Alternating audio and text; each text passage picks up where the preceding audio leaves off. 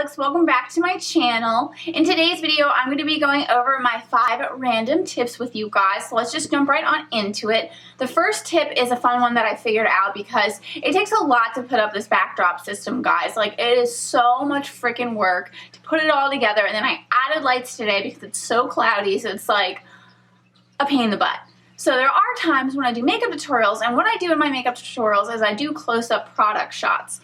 And there's been a time or two where, you know, I've taken the product shots, and when I say product shots, I film me holding up the product and then kind of like moving it around just so you guys can see close-ups of the makeup that I'm using in the makeup tutorial. So there are times where I, you know, do all the shots and all the little videos of the makeup, and then later I go to edit. And there are 1 or 2 items that I completely forgot to add on, maybe like an eyeliner or something like that, or like a particular eyeshadow that I use.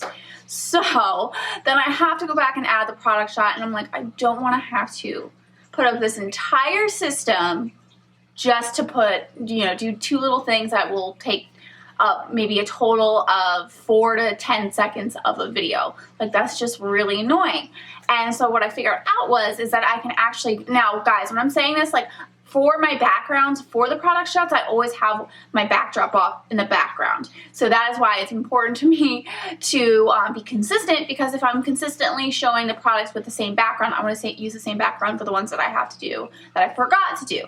So my little trick is to fold up the backdrop and or have it hang off the back of a chair, get the chair kind of close up to a window or a good well-lit area, and then just film the product right in front of it, because I only need this backdrop up like the way that I have it now because I am so much bigger than like a little foundation bottle. So all I have to do is drape it over at the back of a chair, let the drape hang, and then just kind of use the camera, zoom into where the product is, and then I don't have to worry about having to set up an entire backdrop system. So you guys got to be creative with stuff like that. Robin's cup of tea. She uses a vacuum cleaner and clips on a light as her like little light stand. Like, Robin, did you name it Fred? I think she mentioned in Snapchat she was going to call it Fred, but I don't know if she came up with an official name for it yet. But yeah, guys, like, there's so many things you guys can do. So just be creative in how you set stuff up, because not everyone can afford equipment. Not everyone has the time to set up all this shit. So be creative. Random tip number 2 is that if you know you have somewhere to go, like for me, it's New Year's Eve. Oh my God, it's New Year's Eve.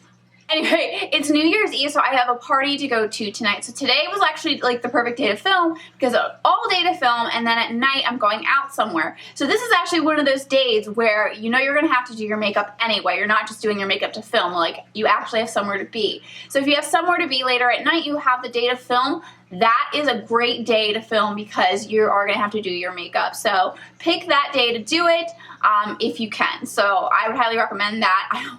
I might only have time to film 1 video, but it's such a great idea because I'm like, well, now my makeup's done for the night. Like, I'm ready to go. But yeah, there's definitely ways to be creative with how you plan when to film. You know, you just got to think about your time, what you're going to be doing later in the day and stuff. So if you already know you have somewhere to go, just do your makeup and then film and then go. Random tip number 3 is that when you're commenting on any social media platform, whether you're commenting on a YouTube video, an Instagram post, if you're replying to someone on Twitter, whatever the case may be, use emojis.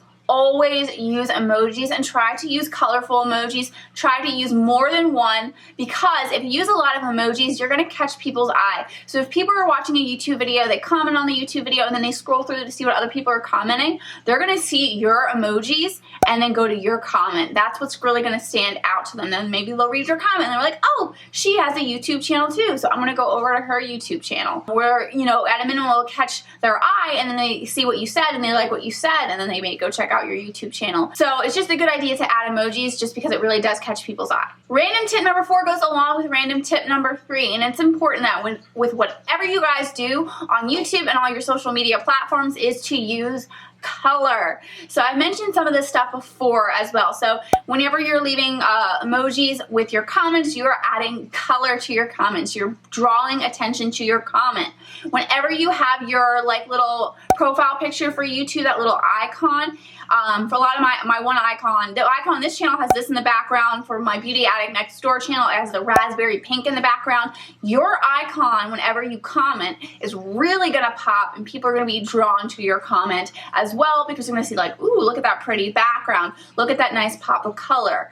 Same thing with thumbnails. You want pops of color. You want a bright pink, bright green, yellow. You don't wanna have just some boring gray background picture or anything like that. If you have kind of like a neutral kind of background, add text and add highlight to the background of the text just to give it more color so you guys can have more people be drawn to your thumbnail. Then you also got to think about your backdrop or your background. So the backdrops that I use are sequin, they're sparkly, they're pink, they're really popping colors that really draw people's attention. I know a lot of people told me that my Beauty Addict Next Door channel really caught their eye because of the raspberry pink really stood out to them. So it's important, if you're going to use a backdrop, to try to use something more colorful. On Beauty Vlogger 101, I started off with a white background because I wanted to be clean and simple, but it was just so boring. It wasn't fun. Like, I wanted to, you know, do something more fun and express my personality. Even though this is more of an educational channel, it can still be fun.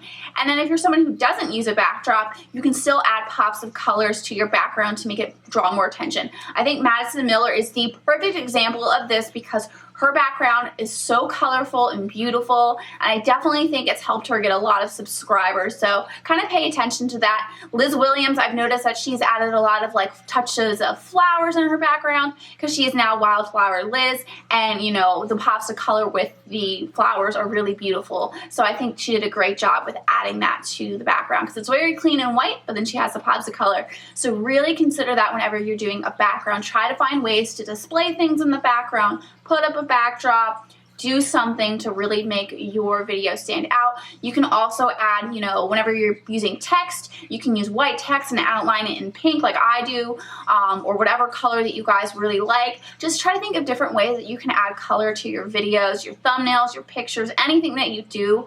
Color is important.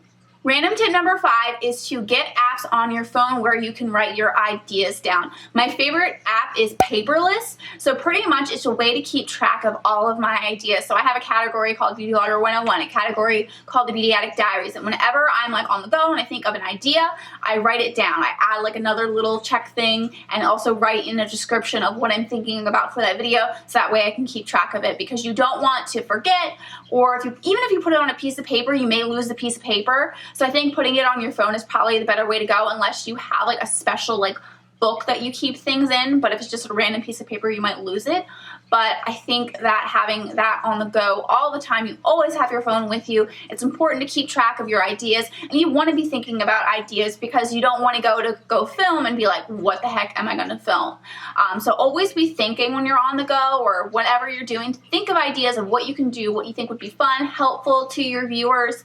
Write down your ideas, and I even have a calendar app where I put ahead of time what day I'm going to film. And I put a little description of the video that I'm going to film that day. So on Saturday, I'm going to post my 5 random tips. On Sunday, I'm going to post my abs video. Like, plan everything out ahead of time as much as possible and keep track of your ideas on your apps. I think that's like a really good way to go. All right, that's it for this video. Thank you guys so much for watching. I really hope you enjoyed it and found it helpful. Let me know down in the comments if you guys have any random tips that you guys would like to share with us. Now, if you haven't subscribed to my channel already, please make sure to hit the subscribe button below. Hit that little bell so that way you're notified of more videos from me. Like this video if you did like it, and I will see you all in my next video. Bye! Now we're going to go back into Final Cut Pro, and then we're going to grab the I'm Insane GIF from our desktop and drag it on top of the video clip. So as you can see, it's wider than the clip, and I got to make it smaller. So we're going to transform it. Click this button here so it's that little square, and then we're going to make it smaller.